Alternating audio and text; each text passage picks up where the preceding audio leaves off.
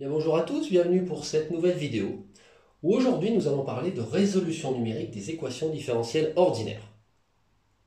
Alors, pour aller plus précisément des méthodes d'Euler, qui sont les méthodes les plus simples pour résoudre des équations différentielles de manière numérique. Alors, quel est le problème qu'on va regarder? Le problème exact est le suivant. C'est un problème de type Cauchy, où on a une équation différentielle ou un système d'équations différentielles non linéaires, y' de t égale f de t, y de t, et une donnée initiale y à l'instant t0. Donc dans Rm, si on a plusieurs équations différentielles.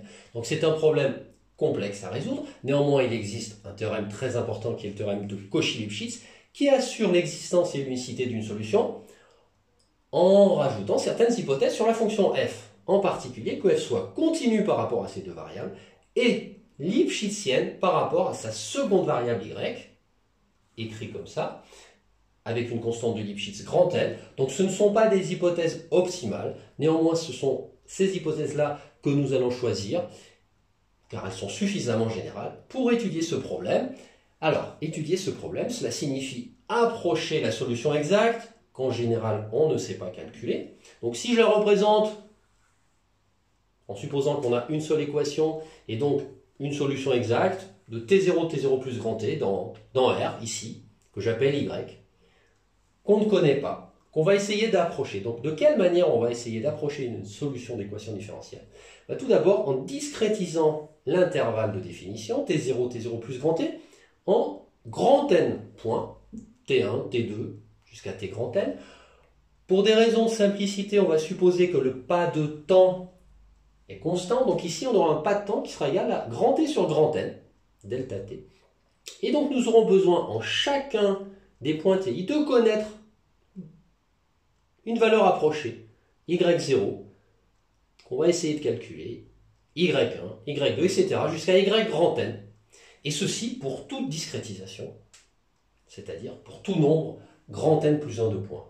Voilà. Et l'objectif étant que cette solution approchée, qu'on peut éventuellement reconstruire sur l'intervalle entier, converge vers la solution exacte lorsque le nombre de points tend vers plus l'infini. Autrement dit, lorsque grand N tend vers plus l'infini. Voilà l'objectif. Donc ici, nous allons voir première méthode que l'on peut construire, qui sont les méthodes d'Euler. Ce sont les plus simples et sont très importantes, malgré quelques limitations que nous allons voir par la suite. Alors, quelle est l'idée? De manière générale, pour construire une méthode approchée, on va partir de cette formule, qui est une formule exacte sur la solution exacte, qui relie y de tn plus 1 à y de tn via une intégrale, donc c'est une équation intégrale à présent, de tn à tn plus 1 de f de s y de s, qui représente y' de s, ds, et on va approcher l'intégrale par une méthode de quadrature. Donc il en existe beaucoup, comme nous l'avons vu précédemment, et nous allons choisir la plus simple d'entre elles, ici la méthode des rectangles à gauche, c'est-à-dire que nous allons construire une suite y0 jusqu'à y grand N. Je rappelle qu'on a besoin de grand N plus une valeur, telle que y0, bon, a priori on va essayer de le choisir aussi proche que possible de y de t0, mais a priori on le prend quelconque, fixé dans Rm, et on verra comment ça se passera. Et puis ensuite, par contre, on va définir pas à pas yn, c'est-à-dire connaissant yn, on va construire yn plus 1 grâce à cette formule qu'on approche par la méthode des rectangles, c'est-à-dire que cela donne yn plus 1 égale yn plus delta t f de tn yn. Donc voilà, première suite explicite, ainsi construite, qui a pour objectif d'approcher la solution exacte de l'équation différentielle. Donc nous allons voir que l'objectif est atteint, puisque on peut démontrer la convergence de la méthode d'Euler. Convergence totalement générale, comme nous allons le voir. Alors, cette convergence, je vais noter En, l'écart entre la solution approchée et la solution exacte, donc yn moins y de tn. Et je peux démontrer que la norme de En est majorée par ce terme-là, que je vais étudier à présent. Alors, il comporte deux parties. La première partie, déjà, fait intervenir ce qui s'appelle le module de continuité d'une fonction continue via un certain pas, delta t. Donc ce module de continuité, il va bien tendre vers 0 quand grand N tend vers plus l'infini, qui est équivalent à dire que delta t tend vers 0. Donc il va bien tendre vers 0, ce module de continuité, parce que y' typiquement est continu et donc uniformément continu. Alors, devant se trouve une constante. Alors, Une constante qui va être majorée par une quantité indépendante de petit n, puisque petit n fois delta t, je le rappelle, c'est toujours inférieur à grand n fois delta t, c'est-à-dire encore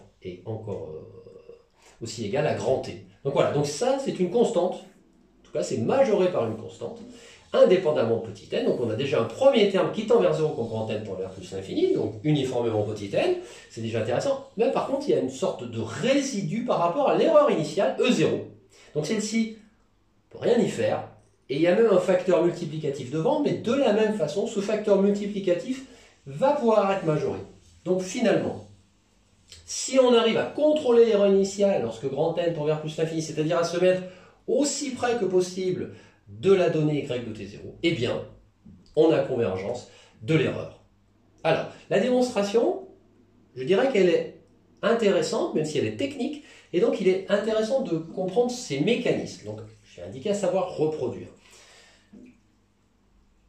Je vous laisse l'étudier. Il est important de constater qu'on a besoin d'un lemme technique qu'on rencontre très souvent dans ce genre d'estimation d'erreur, qu'on peut appeler lemme de Grunwald discret. Donc l'idée consiste à écrire côte à côte la formule de l'air et la formule exacte que j'ai écrite dans les planches précédentes et à faire une sorte de différence, puis en essayant de majorer cette quantité, on arrive à cette estimation-là grâce au lemme que j'ai rappelé ici. Voilà, donc la démonstration, intéressante à connaître.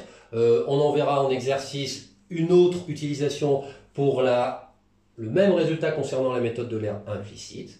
Alors, il est intéressant aussi de constater qu'on a un corollaire qui est peut-être plus clair. Quand on élimine le problème initial, c'est-à-dire on suppose que y0 égale y de t0, ce qui est tout à fait raisonnable. C'est-à-dire qu'on ne fait pas d'erreur au départ. Voilà, on part exactement à la même valeur que la solution exacte. Eh bien, quand on construit la méthode de l'air et que l'on définit par interpolation affine par morceau une fonction sur t0, t0 plus grand t, on peut montrer que cette fonction approchée, celle qui avait été représentée tout à l'heure et que j'ai représentée à nouveau ici, converge uniformément vers la solution exacte. Voilà. Donc on a quand même rempli le premier objectif qui était de construire une première méthode convergente vers la solution exacte. Donc la méthode de l'air, elle est totalement universelle, elle converge toujours. Elle a néanmoins quelques inconvénients.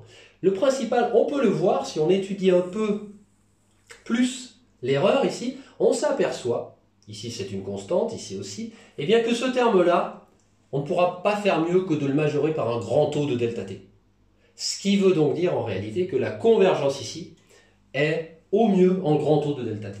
On définira toutes ces choses de manière beaucoup plus rigoureuse ultérieurement. Néanmoins, on voit quand même sur ces exemples-là, même sur des simulations numériques expérimentales, que la méthode de l'air va converger lentement vers la solution exacte, ce qui justifiera de construire des méthodes plus précises que nous verrons ultérieurement.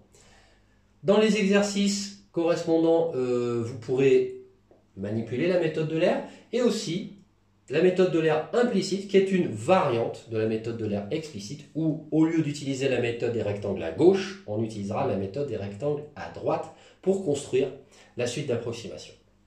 Donc voilà pour cette première partie concernant les méthodes de l'air. Je vous remercie.